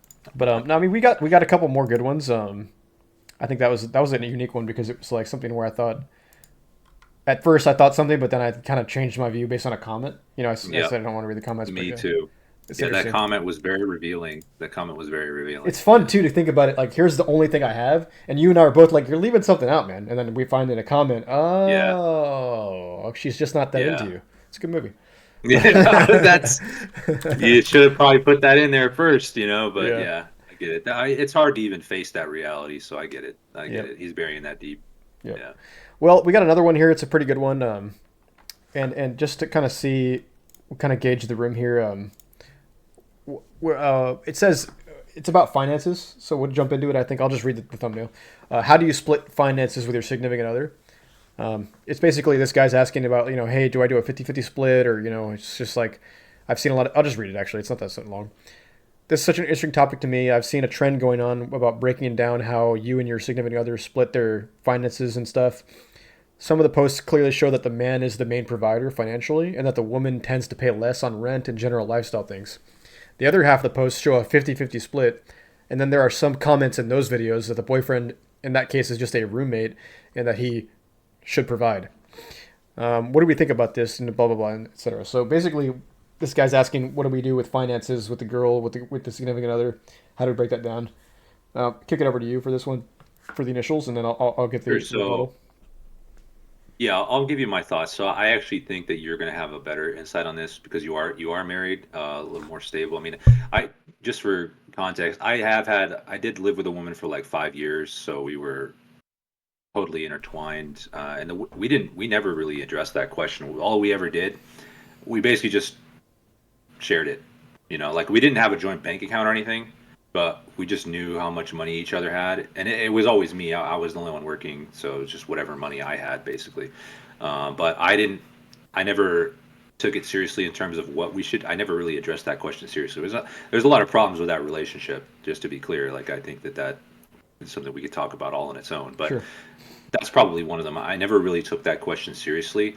In terms of like now, as a changed man, quote unquote, what I would say is like I am not comfortable sharing finances with anybody who's not my wife.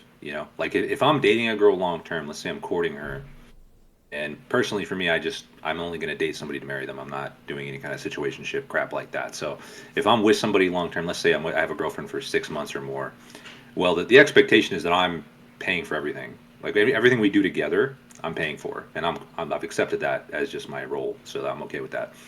In terms of like if she needs money, let's say she's struggling, and here and there something happens, I would definitely be willing to help her. If I'm picturing this as my wife, I'd be willing to throw her some money here and there, and probably not expect to get paid back. Just here you go. Here's to help you out because I'm trying to be your husband and I want to help you out.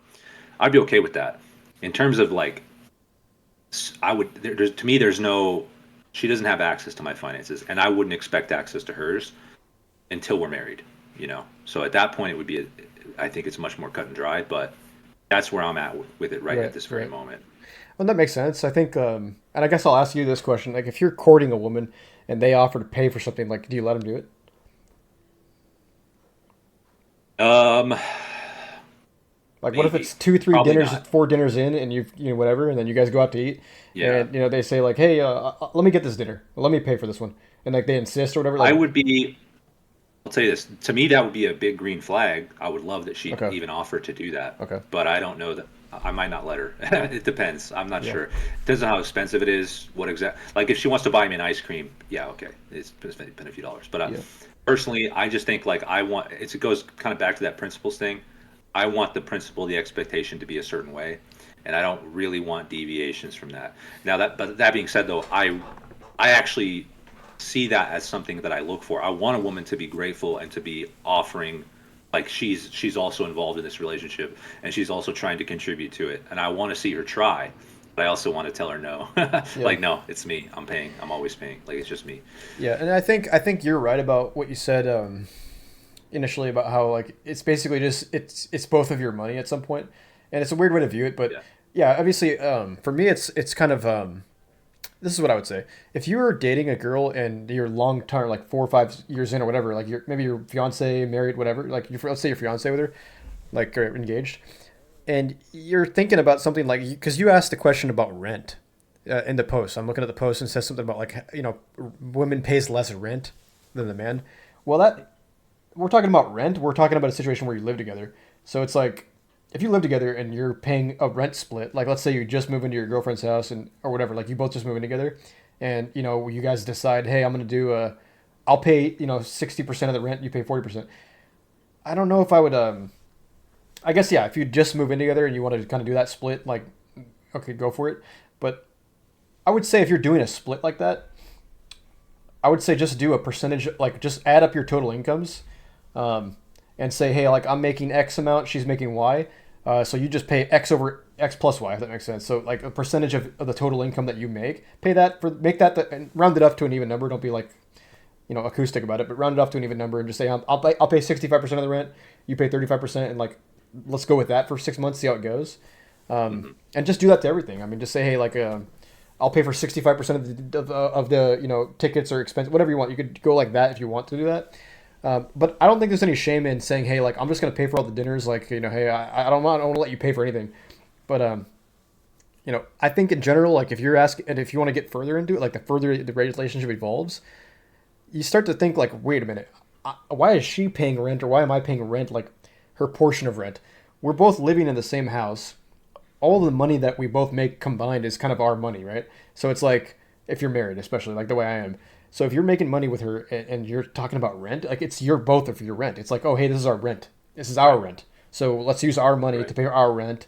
And hey, does that mean that she doesn't have her own checking account? No, she has her own checking account. Like she has a job. Like she has her own. It's 2025. Women have jobs. Like I hate to break it to you, but that's just how Right. that's what we're at right now. Yeah. So if they Yeah. have an income and they have their own little checking account, the money that you're both spending on rent, it allows her to have her own like extra money, free money, whatever, and that could be used for her like her lunches, dinners, whatever, and also could be used for hey, it's your birthday coming up. She surprises you with some tickets or something, whatever. She wants to buy some clothes, whatever. It's not about splitting the finances. It's about obviously you should always, in my opinion, they should be combined at a certain point. If you're married, you just have one finance. They're all combined, but Yep. it's about what are we spending our money on? Like, what are we collectively? Like, are you buying too many video games? Are Right. you buying too many too much home gym equipment? In my case, are you what are you doing? Is she spending too much money on like DoorDash? Is she whatever? It's now becoming that's whatever she spent. It's something that you can audit. It's like something that you both can be in charge of. It's not like it's Right. not separate money. At a certain point, it becomes but it builds into that state. It doesn't start like that. So when you first start dating, it's Right. kind of like it starts like this, and then you kind of get closer and closer, and then it becomes one little ball of money. And yeah, I did Yeah. make a kind of a joke earlier about making fun of the banking industry and stuff, but I mean there is some truth to knowing how it works and everything, and knowing that investing your money does make it last longer. And the more money you have to Yeah. invest, the more it'll grow. So if she does have money, like if you guys both have money together, it's a bigger principle, so it will grow at a better rate. So just combine your money and have the conversation about hey, you're spending too much on this, and do it in a way that's obviously Yeah. like hey, yeah, what do you think about your spending habits on on this, da, da, da. And she's gonna have that with you, obviously. So you can say hey, like I think do you really need to buy that thing, like, and let it happen, and just combine it. And I think it's better that way if you're married, especially because it's not something. As Yeah. soon as you start separating things to hey, this is mine, this is yours, it gets to a point where yeah, like he said, they're roommates. Like those are good Yeah. comments. You're introducing problems. You're Yeah. introducing new.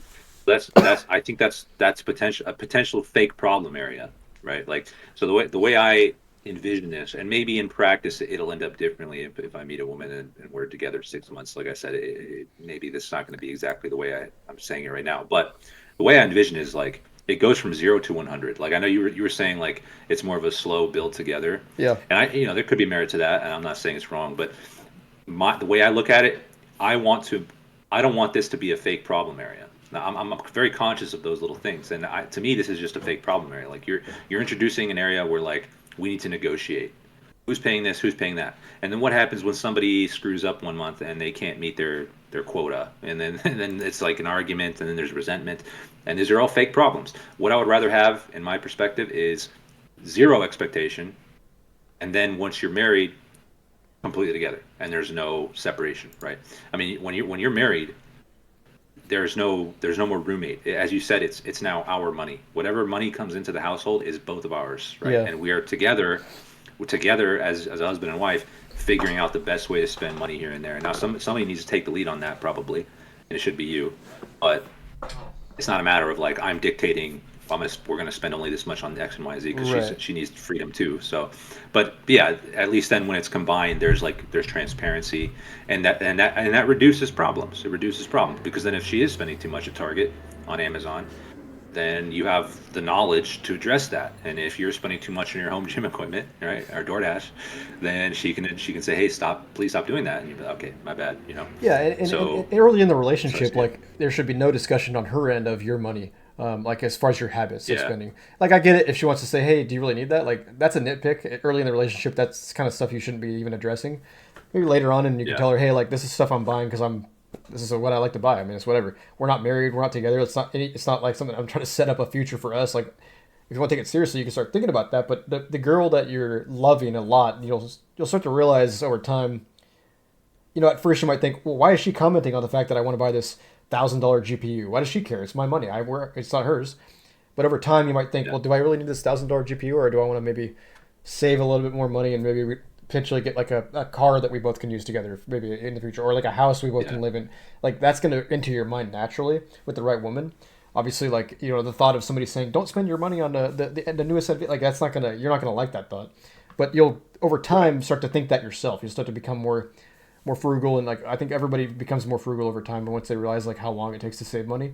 But Yeah. with her and stuff, with your wife, with your girlfriend at least, like at the beginning, don't over stress it. Like if you're not living together, dude, it's free for all basically. Like I think pay for dinners if you're Yeah. that archetype and stuff. But if you start living together, I think it starts to become a different situation, right? And it could go from Yeah. 0 to 100. And if it's both of your money, she enables you on some, like there is some truth to the whole like she enables you to make money in some ways, like that is true. So you gotta understand, like if you're having some, like if she wants to buy something for herself or whatever, and she doesn't want to do it because she's worried that you're going to judge her, same thing that you, otherwise just have the conversation about it. Hmm. Like just Yeah. have the conversation about it. Yeah. But Yeah. I think I can it's, agree with that. yeah, Yeah. I think it's interesting. I think like splitting finances is a weird one because over time it's like it really does become both of your guys' money, because like over time, like you're gonna be growing your net worth together collectively. You're gonna pay income tax once because it's gonna be like a, you're filing together. Like you're gonna have kids that are like, how do you deal with that? Like, what do you just, you're gonna pay for your Yeah. son and she's gonna pay for your daughter? Like, what are we doing? It's Yeah. Exactly. so Yeah.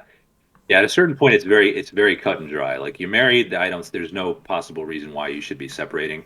Uh, Dating, there's no possible reason you should be combined, right? I mean, yeah, if you're cohabitating, you're not married, but you're living together. That's a different situation. It's something that I would personally avoid. So I don't even have any advice for you on right, that. right.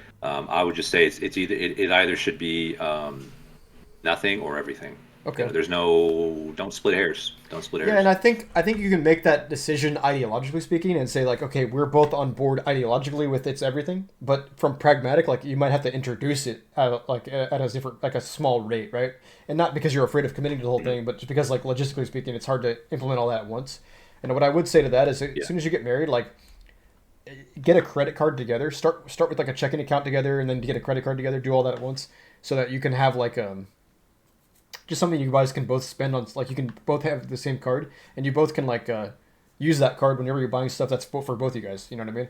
And so it's like it's really Yeah. easy to just start with that. And the credit card, you can gamify it and figure out like, okay, what's the best credit card for restaurants or whatever. What's the best credit card for gas? Like you can gamify all that stuff if you really want to. She's probably going to be more interested in that than you, to be honest with you. Like if you're the man, like that's boring stuff, but she might get into it. So let her get into that, and like Yeah. you can audit that if you want to. But like women are actually pretty good at that stuff, like the accounting and the auditing and stuff. So let them audit that if they want and stuff. But start from there and then go up. It's like ideologically, Yeah. yes, be already ready to like the fact that it's just both your money, but pragmatically start with that credit card, start with that checking account that's both you guys is or whatever, and then go from there. Just see.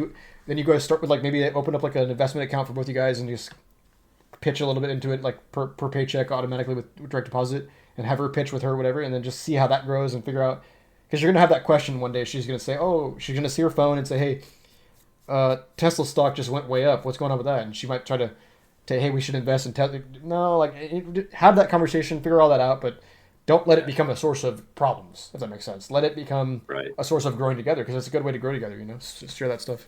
Right. Look out for those fake problems. Be wary of those. That seems to be the theme. I mean, we could really name the episode "Fake Problems." Yeah, we could. Yeah. How to But yeah, find fake problems.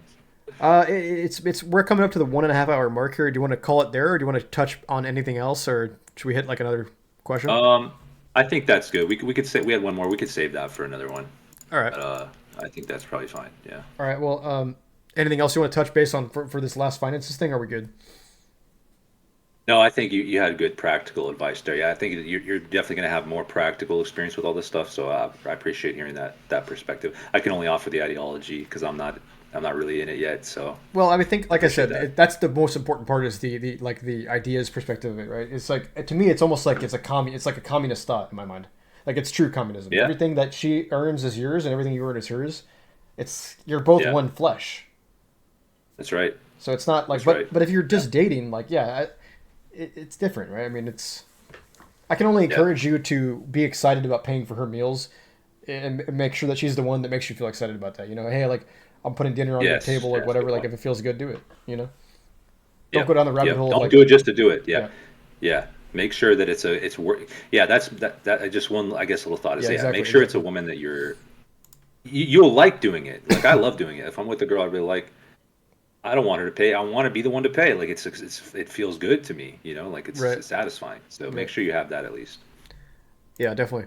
All right, guys. Well, thanks for watching the video, and if you got this far, just leave a like and subscribe. That'll help us grow. But yeah, thanks so much for checking it in. Um, we'll be on next week, and we'll give you guys another update with some more Q&A or maybe another topic. So, all right. Yeah. Thanks for watching, guys. All right.